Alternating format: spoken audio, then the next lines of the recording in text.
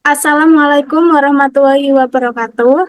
Perkenalkan, saya Tia Meisaro dengan NIM 201240777 dari Prodi Pendidikan Agama Islam kelas PAIC akan mempresentasikan tentang konsep dasar perilaku menyimpang.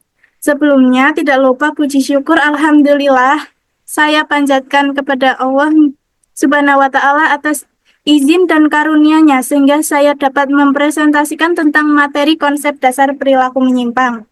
Dengan sesuai harapan, tidak lupa menghaturkan sholawat serta salam kepada junjungan Rasulullah Muhammad Sallallahu Alaihi Wasallam.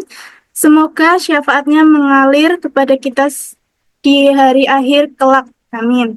Presentasinya berjudul Konsep Dasar Perilaku Menyimpang, bertujuan untuk memenuhi tugas ulangan tengah semester pengantar psikologi. Tidak lupa saya mengucapkan terima kasih kepada Bapak Muhammad Nasruddin Rahmat, MPDI, selaku dosen pengampu mata kuliah pengantar psikologi yang telah membimbing dan dalam proses belajar mata kuliah pengantar psikologi.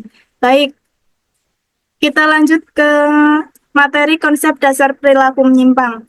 Apa itu sih konsep dasar perilaku menyimpang? Nah, perilaku menyimpang adalah perilaku yang tidak sesuai dengan norma, aturan, tata tertib, atau karakteristik di masyarakat atau kelompok tertentu.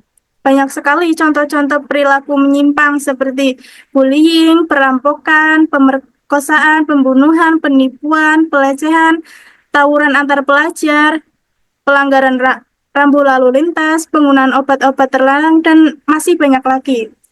Tentu saja, perilaku menyimpang berdampak buruk seperti dampak bagi masyarakat, merusak tatanan nilai, norma, dan peranata sosial yang ada di masyarakat, menimbulkan beban sosial, psikologis, dan ekonomi bagi keluarga pelaku, mengganggu keamanan, ketertiban, dan keharmonisan dalam masyarakat, merusak unsur budaya yang mengatur perilaku individu dalam kehidupan bermasyarakat.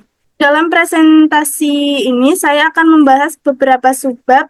Yang pertama ada konsep dasar abnormalitas, yang kedua kriteria normal, yang ketiga faktor-faktor penyebab gangguan mental, yang keempat klasifikasi gangguan mental, yang kelima jenis-jenis psikoterapi. Nah, konsep dasar abnormalitas. Apa itu sih abnormalitas? Nah, di sini dijelaskan abnormalitas berasal dari kata abnormal. Normal itu merupakan kata benda, sedangkan abnormalitas merupakan kata sifat. Jadi, secara garis besar, abnormalitas merupakan kondisi sebagai lawan kata dari kondisi normal. Menurut persepsi kebudayaan orang, normal merupakan kondisi yang positif. Padahal apabila ditelusuri secara lebih mendalam tentang makna normal dan abnormal, akan kita dapati bahwa abnormalitas tidak selalu bermakna negatif. Secara umum, abnormal diartikan sebagai sesuatu perilaku yang di luar kebiasaan. Batas kebiasaan adalah perilaku rata-rata orang yang kemudian dianggap berada di wilayah normal. Dengan demikian, abnormal tidak selalu bermakna negatif. Menurut para ahli, mendefinisikan istilah kata abnormal merupakan perilaku yang tidak tepat, yang tidak dapat menyesuaikan diri atau ketidakmampuan menyesuaikan diri. Nah, apa saja sih kriteria dari perilaku abnormal? Kriteria dari perilaku abnormal yaitu tidak mampu menyesuaikan diri dengan baik. Nah, kesulitan dalam menyesuaikan diri menimbulkan berbagai masalah seperti kebingungan, kecemasan, ketakutan, frustasi, konflik diri, konflik antar pribadi, gangguan emosional, dan penyakit mental. Kedua, penghambat perkembangan dini. Salah satu ciri dari perilaku abnormal adalah menghambat perkembangan diri. Selain itu, ketika seseorang mengidap perilaku abnormal, maka kemampuan dirinya tidak berkembang sehingga perilaku abnormal semakin menghambat perkembangan dirinya. Yang ketiga, membahayakan diri sendiri.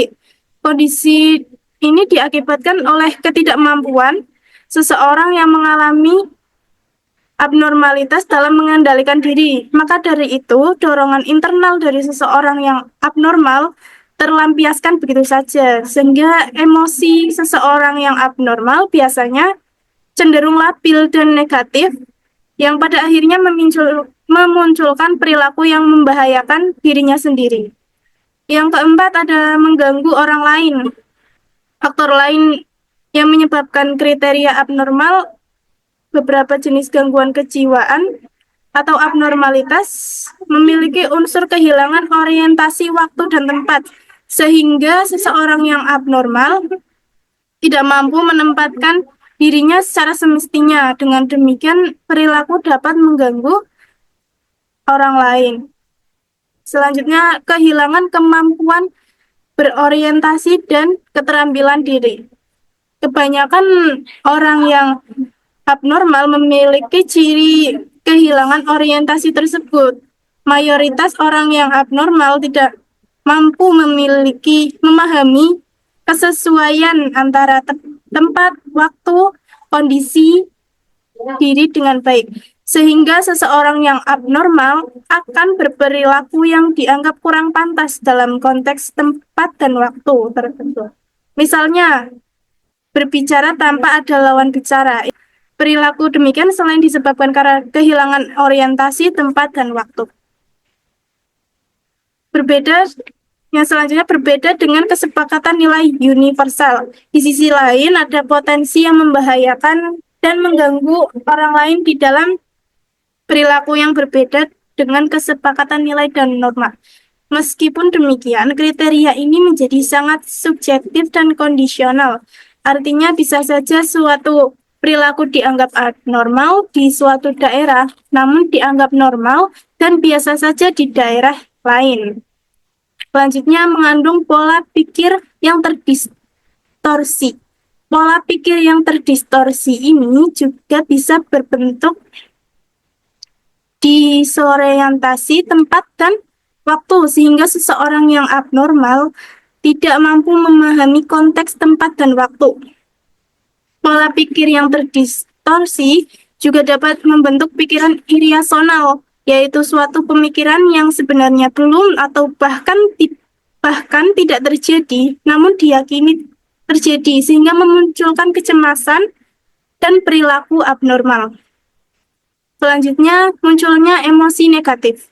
Sangat sulit memahami dinamika seseorang yang mengalami abnormalitas. Di satu sisi, seseorang yang mengalami abnormalitas disertai emosi yang negatif. Misalnya, kecemasan, depresi, ketakutan, paranoid, kekhawatiran yang berlebih, perasaan tidak berguna, dan lain sebagainya.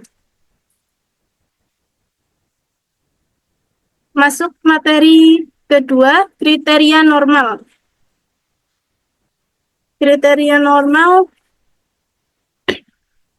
menurut Maslow dan Mintelman dalam Kartono tahun 1985 membuat kriteria bagi seseorang yang pribadinya berfungsi normal atau sehat, ditambahkan oleh Sanin adalah sebagai berikut. Yang pertama, memiliki perasaan aman yang wajar, mampu berkontak dengan orang lain, dalam bidang kerja, di tengah pergaulan, dan dalam lingkungan keluarga. Yang kedua, mempunyai derajat penilaian sendiri yang wajar, memiliki wawasan yang rasional dengan rasa harga diri yang tidak berlebihan, memiliki rasa sehat secara moral dan tidak dihinggapi rasa-rasa berdosa atau bersalah, dapat menilai perilaku orang lain yang asosial dan non-manusiawi sebagai gejala masyarakat yang menyimpang. Yang ketiga, memiliki tujuan hidup yang realistis. Tujuan hidup yang realistis itu merupakan tujuan yang bisa dicapai dengan kemampuan sendiri, sebab sifatnya wajar dan realistis, ditambah dengan keuletan dalam mencapai tujuan hidup tersebut, demi manfaat bagi dirinya sendiri dan orang lain. Yang keempat, memiliki hubungan yang efektif dengan kenyataan. Menerima segala cobaan hidup dengan lapang dada, memiliki kontak yang real dan efisien dengan dirinya sendiri, dan mudah melakukan adaptasi, asimilasikan dengan jika lingkungan sosial tidak bisa diubah, bersifat kooperatif terhadap kenyataan yang tidak bisa ditolak. Nomor 5, memiliki kepribadian yang terintegrasi dan konsisten. Mempunyai kebulatan unsur jasmaniah dan rohaniah, dan mudah mengatasi asimilasi dan adaptasi dengan perubahan serba cepat, dan mempunyai minat dan macam-macam aktivitas, mempunyai moralitas yang tidak kaku, dan memiliki daya konsentrasi terhadap suatu usaha yang diminati. Nomor 6, mampu mengolah dan menerima pengalaman. Bisa menilai batas kekuatan sendiri dan situasi yang dihadapi, menghindari pembenaran diri dan pelarian diri yang tidak sehat. Selanjutnya, nomor 7, memiliki spontanitas dan emosionalitas yang wajar. Mampu menjalin relasi yang kuat dan lama seperti persahabatan, komunikasi sosial, jarang kehilangan kontrol terhadap diri sendiri, penuh tenggang rasa terhadap pengalaman orang, dapat tertawa dan bergembira secara bebas, dan mampu menghayati penderitaan dan kedudukan tanpa lupa diri. Yang ke-8, memiliki kesanggupan untuk memuaskan kehendak jasmaninya. Jadi bisa secara wajar dan tidak berlebih-lebihan, dengan kesanggupan untuk memuaskan melalui cara-cara yang disetujui. Yang nomor 9, memiliki dorongan dan nafsu jasmaniah yang sehat. Mampu memuaskan nafsu-nafsu tersebut dengan cara yang sehat, tetapi tidak diperbudak oleh nafsu itu. Mampu menikmati kesenangan hidup dan bisa cepat pulih dari kelelahan. Yang selanjutnya, nomor 10, adanya sikap emansipasi yang sehat. Sikap emansipasi yang sehat terhadap kelompoknya dan terhadap kebudayaan, namun dia masih memiliki originalitas serta individualitas yang khas dan dapat membedakan perbuatan buruk dan baik. Yang nomor 11, memiliki pengetahuan diri yang cukup. Memiliki pengetahuan diri yang cukup antara lain bisa menghayati motif-motif hidupnya dalam status kesadaran, ia menyadari nafsu dan hasratnya, cita-cita dan tujuan hidupnya yang realistis, dan bisa mengatasi ambisi-ambisi dalam batas kenormalan. Berikut kriteria normal yang bisa saya jabarkan menurut dari Maslow dan Mintelman dalam Kartono tahun 1985. Yang selanjutnya, subbab selanjutnya adalah faktor-faktor penyebab gangguan mental. Nah, apa saja sih faktor-faktor penyebab gangguan mental? Di sini, gangguan mental dapat disebabkan oleh beberapa faktor. Ada faktor genetik, faktor lingkungan, faktor ekonomi, faktor fisik, faktor psikologis, faktor biologis, faktor sosial, dan yang kedua situasi pandemi. Faktor genetik itu berarti memiliki riwayat gangguan mental atau gangguan jiwa dalam keluarga. Faktor lingkungan, tinggal di lingkungan yang buruk, mengalami diskriminasi, atau merasa terisolasi. Yang ketiga, faktor ekonomi, seperti mengalami kerugian ekonomi, seperti kehilangan pekerjaan atau kemiskinan. Faktor fisik, mengalami kekerasan fisik atau seksual. Yang kelima, faktor psikologis, mengalami trauma mendalam seperti kecelakaan, perang, atau bencana alam. Yang keenam, faktor biologis. Faktor biologis seperti terpapar zat beracun, alkohol, atau obat-obatan saat berada dalam kandungan. Nomor 7, faktor sosial, seperti merawat anggota keluarga atau teman yang sakit kronis. Yang ke-8, situasi pandemi. Nah, situasi pandemi juga bisa bisa ter, bisa menjadi faktor-faktor penyebab gangguan mental ya. Pandemi dapat memicu stres akibat rasa takut dan kekhawatiran tentang kesehatan, keuangan, atau pekerjaan. Gangguan mental itu dapat terjadi pada siapa saja, baik yang berusia muda, dewasa, maupun lansia. Untuk mengatasinya, pengobatan dan psikoterapi bisa menjadi pilihan untuk mengatasi gangguan mental.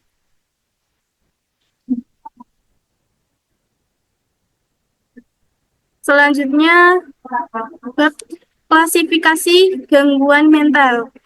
Apa saja sih sistem klasifikasi dalam gangguan mental? Saat ini ada 2 sistem klasifikasi gangguan mental, yaitu International Classification of Disease atau bisa disingkat dengan ICD, dan Diagnostic and Statistical Manual of Mental Disorders atau DSM. ICD ini banyak digunakan di Eropa, Amerika Serikat, dan berbagai negara termasuk Indonesia untuk laporan ke WHO. ICD ini telah diterbitkan dalam edisi Indonesia, yaitu Pedoman Penggolongan dan Diagnosis Gangguan Jiwa, atau bisa disingkat dengan PPDJJ.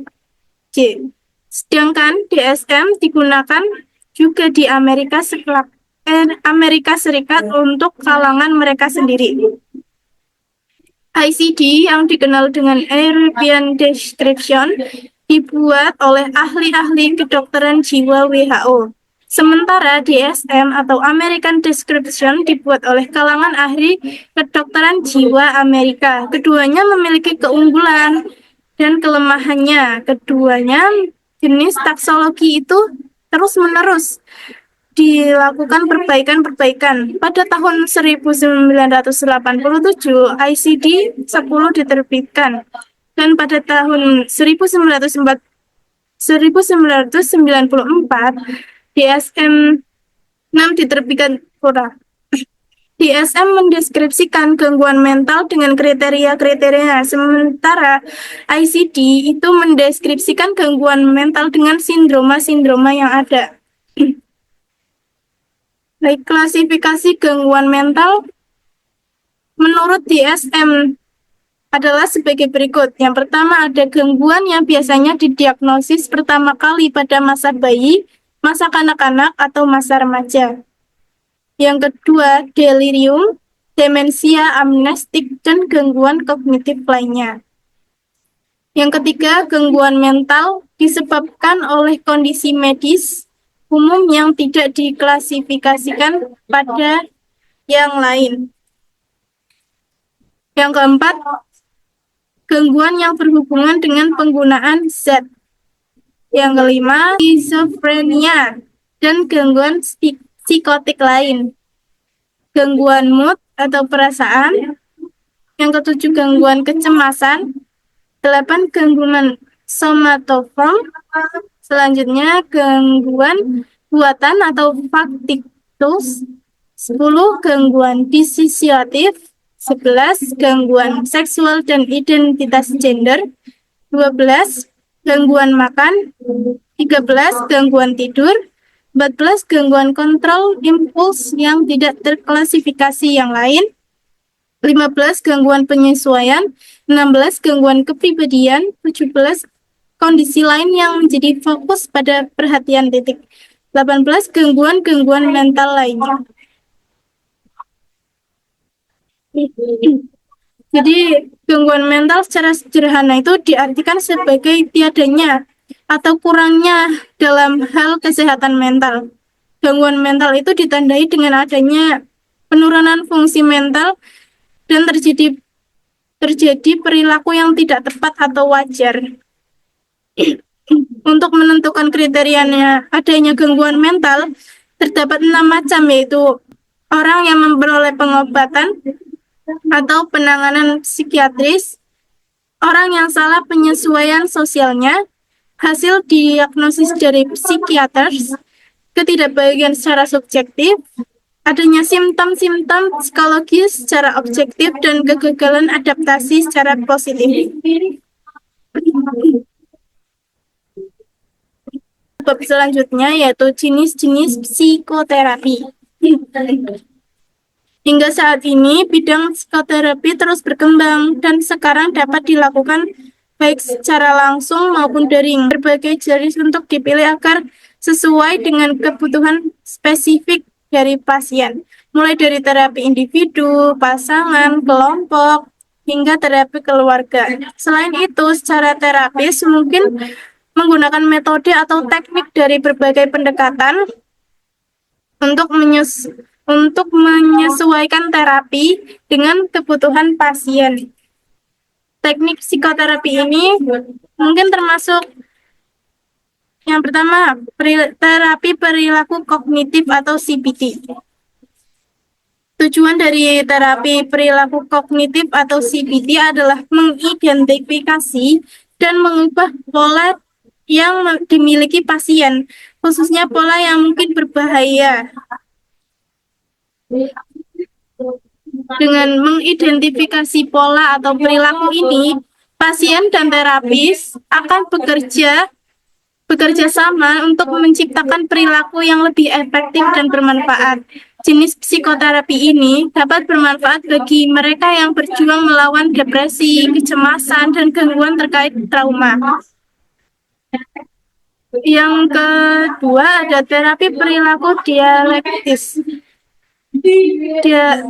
Terapi perilaku dialektis adalah salah satu jenis CBT yang dan paling sering digunakan untuk mereka yang memiliki kondisi tertentu. Contohnya, pikiran untuk bunuh diri, gangguan kepribadian yang ambang, gangguan makan, atau gangguan stres pasca trauma. Terapi ini bertujuan untuk membantu pasien memproses dan mengatur emosinya sebagai sebuah metode yang ditekankan dalam CBT tradisional. Yang ketiga, terapi interpersonal atau IPT. Terapi ini berfokus untuk membantu seseorang mengatasi masalah pribadi yang mungkin mempengaruhi kehidupan sosialnya, pribadinya, atau profesionalnya. Tujuan dari terapi ini adalah untuk menciptakan keterampilan berkomunikasi yang sehat. Selain itu, IPT juga bermanfaat untuk mempelajari bagaimana seorang pasien dapat menghubungkannya untuk menyelesaikan beban dan konflik. Yang keempat ada terapi psikodinamik. Terapi psikodinamik ini mencoba untuk menggambarkan peristiwa masa lalu seperti dari masa kecil pasien.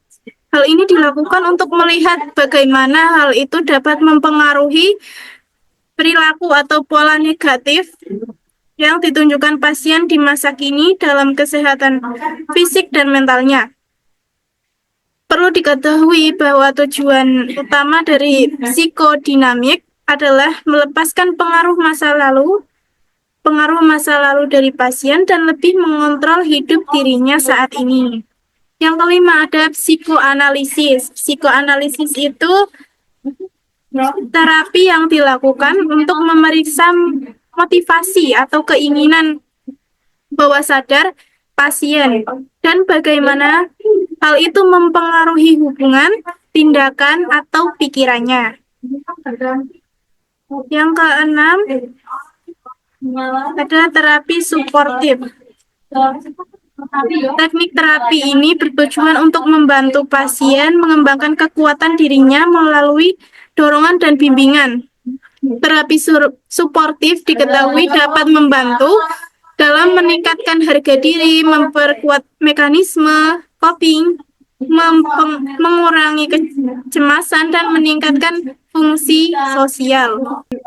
Tujuan dari psikoterapi itu pada dasarnya untuk memfasilitasi perubahan positif pada pasien. Selain itu, psikoterapi dilakukan untuk mencari fungsi emosional dan sosial yang lebih baik agar perasaan puas dan kualitas hidup mereka secara keseluruhan dapat meningkat. Manfaat psikoterapi dapat membantu seseorang mengembangkan keterampilan memecahkan masalah, membangun kepercayaan diri, dan menjadi lebih sadar diri. Nah, demikian presentasi yang berjudul Konsep Dasar Perilaku Menyimpang. Dengan subbab konsep dasar abnormalitas, kriteria normal, faktor-faktor penyebab gangguan mental, klasifikasi gangguan mental, dan jenis-jenis psikoterapi.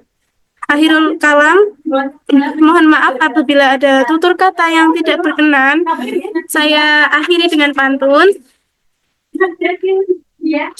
Menggoreng ikan dicampur bakmi, digoreng terpisah jangan sekaligus. Cukup sekian presentasi ini, semoga mendapat nilai yang bagus. Terima kasih. Wassalamualaikum warahmatullahi wabarakatuh.